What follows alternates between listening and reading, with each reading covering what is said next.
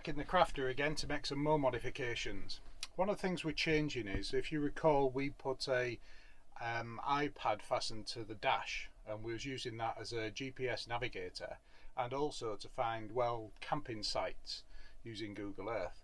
And it works well if you've got Wi-Fi, but if some of the places we go to, particularly looking for wild camping sites, and there's no Wi-Fi signal, then it's no good to us. So we've changed that for a different GPS. And we're also looking at Darren Urban Motorhome's motorhome, and he had like a CCTV unit in there, and we thought that'd be really good to set something up like that in our camper van for when we're wild camping. So if you hear a sound outside or something, you can actually look onto the CCTV and see what's going on. So we're going to fit both of those today and see how we get on with those. So for the CCTV unit, I've bought this. I got it off eBay. I think it was about £170. And what you got with this was the monitor, colour monitor. It comes with all the cabling. So there's basically a cable for each of the 4 cameras, and it's a wired system, so you need to wire the cameras to the unit. There's a power supply in and out, black and red, and then there's triggers wires for each of the cameras, which I won't be using because I'm just going to use this as a form of CCTV within the camper van on a night mainly. So we'll have a go at fitting this, but so far I've tested it off the van to make sure everything works, and it looks quite good quality.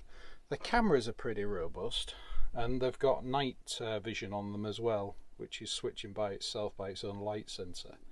So I've just been setting up all the brackets. The key challenge with this is to know where to put the cameras.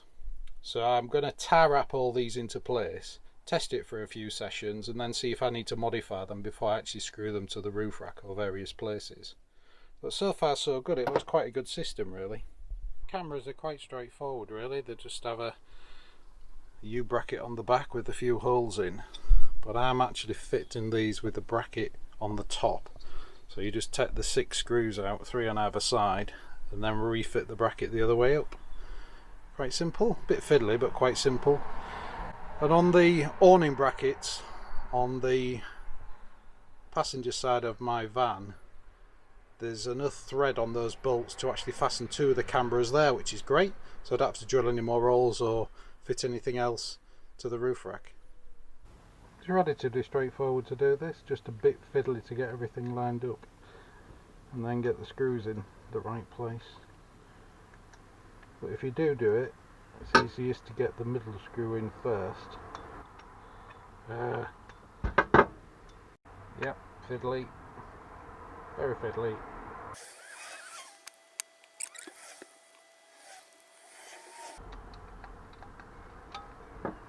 There we go.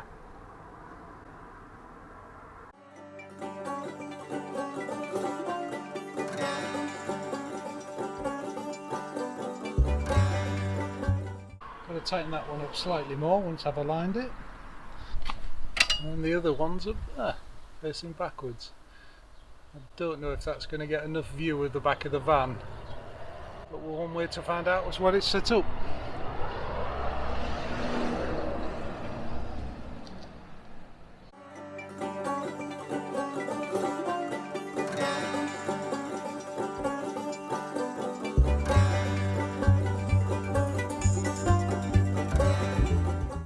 Running the cables wasn't that hard either. I managed to feed the cables through this back panel into the back of the van. I've certainly got too much cable here, I'm just going to have to coil these up. But that's going to sit up there, and there's a power supply up there, and the monitor's going to go on that wall there next to the TV. So you'll be able to lay in bed. If you hear some sounds outside, you can press it on and see who's there, see what's going on. So now just to wire them up and see if they're all in the right place. All the cables come through here. There's my other cables from a TV and everything which I've pulled through as well. I'll fasten all these in and neaten them up later on. And then I'm going to run them through the back of this rubber and onto the roof and tie wrap them into the relevant places. They just screw together. I'm going to have to put some self-amalgamating tape to keep the water out. But yeah, so far so good. I've wired everything up, which is relatively straightforward really. These are just the cables for the cameras. Don't need any of the trigger lines. There, if you sort of put it in reverse, you want the reversing camera to come on or something. There's a power supply, and then here we are. There's just one on-off button, and you can go for individual cameras.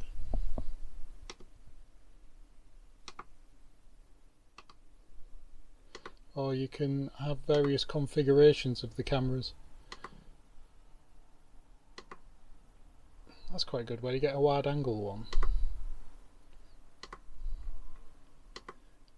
So it looks like you can configure it in every sequence really.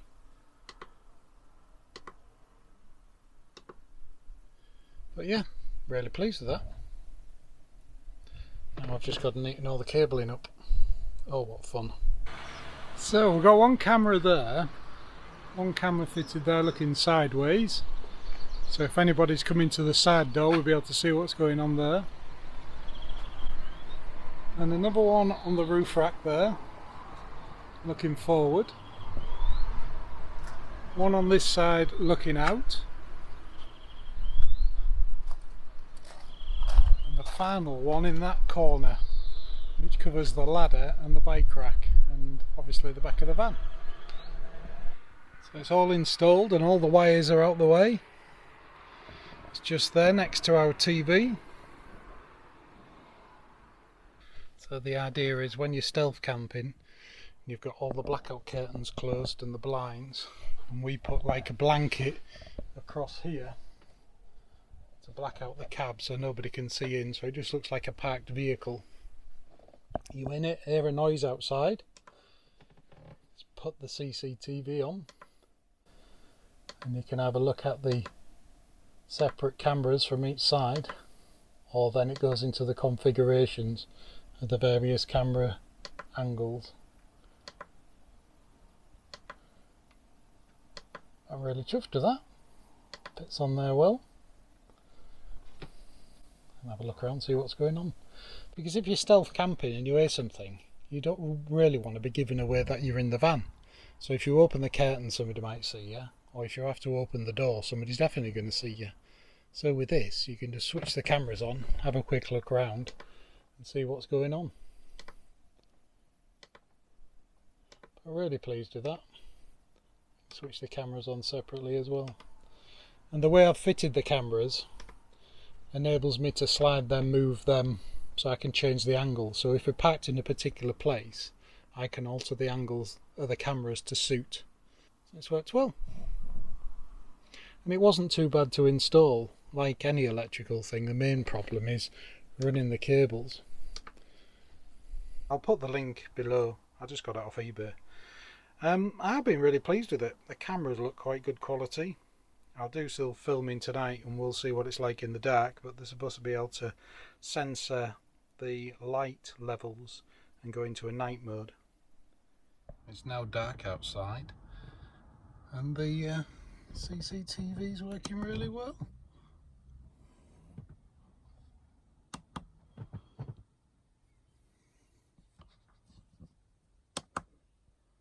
I'm really pleased with that.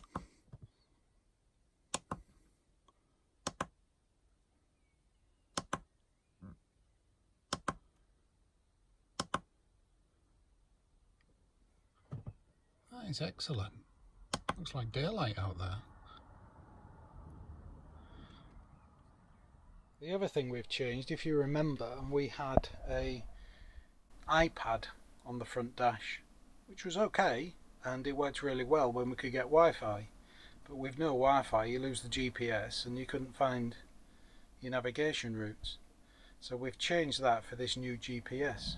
The box the GPS come in, and this was about £60. Again, I'll put the link below. And I got this because a friend of mine bought a second-hand camper, a Mercedes Sprinter, and I rewired it for him. And he wanted a rear view camera and a GPS. And he spent that much money on the van, he was running out of cash, so he bought one of these. and I didn't think it was going to be any good, but he said it's been fantastic. So I've spent some money, bought one, and so far it looks really good. We do have a Garmin GPS rear view camera fitted to this, and it's a wireless reversing camera, and it also has the GPS on as well. And it hasn't been very good at all. It's crashed so many times. I keep doing the electronic updates. I keep getting an update on my laptop, plugging it in, doing the updates. Probably about every couple of months there's an update. But nearly every time we do a decent long trip, at some point it just fails. It doesn't know where it is, it doesn't know what's going on, it just locks out. So I'm tending to use this mainly as a rear view camera. So this new GPS we got, it's quite interesting because with it being a lorry one, you can actually set it to the actual size of the vehicle. Now if you buy the Garmin motorhome GPS, you can set that to the size of the vehicle, and it limits the amount of roads you go down that are not suitable for your vehicle. So this one does the very similar sort of thing. And the displays on it are very good. I've used it a few times now and I'm really impressed with it. It's a nice big display, I think it's a 9-inch screen, and the navigation, sound effects and everything that's on it is really, really good. And for 60 quid you can't really go wrong. It comes with a lead to link it to your laptop, and it comes with free update navigation maps. It has a number of other functions on it, which I've not used any, but I suppose you can use these as well. But I'm mainly interested for the GPS, which so far seems to run really well.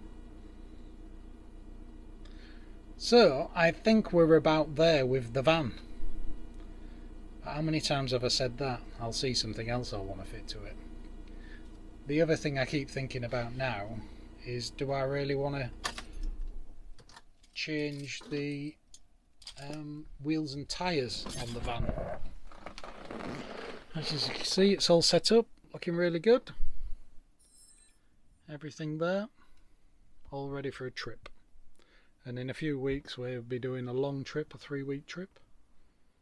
And I think we've got the van just about sorted now, ready for our trip. Oh yeah, there's a couple of other things I've done. You see that hard point mount there? I've fastened that there so we can fasten Louis onto the bed. Probably unlikely we're going to do that, but I've done it. There was one of my subscribers who recommended like a folding hook so it didn't get in the way. And I did go to the chandlery because it's a part of a boat, and it was okay, but it rattled. So I've gone for a fixed hard point like that. I put another one down here on the base of the chair. And what we do with these is we have a clipper carabiner in, or we lock a loop, a climbing sling for it.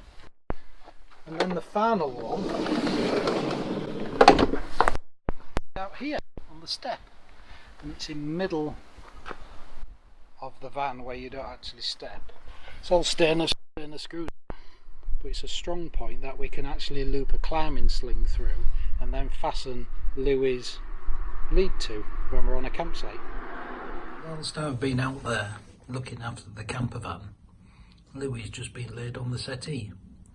He's hurt his paw again. I don't know, Louis. Only a dew flow this time though, isn't it? Soon be out running again when the weather dries up. So I hope you found that video useful. If you have any questions, put in the comments below. And I think the next video we'll be doing will probably be out on a camp somewhere. Now all the van's ready. As I say, a few more weeks and then me and Joe will be planning a long trip. We haven't decided where we're going yet. We're probably going to see what the weather's like and head to the best area. Somewhere in the UK, because Louis hasn't got a passport yet. But we are looking at getting him a passport probably for next year. I've seen so many great videos out there of people travelling around and across Europe. So we're thinking of doing the same thing, but we don't want to leave Louis at home, so we need to get him a passport. And I suppose some of that depends on what happens with Brexit as well, with the dog.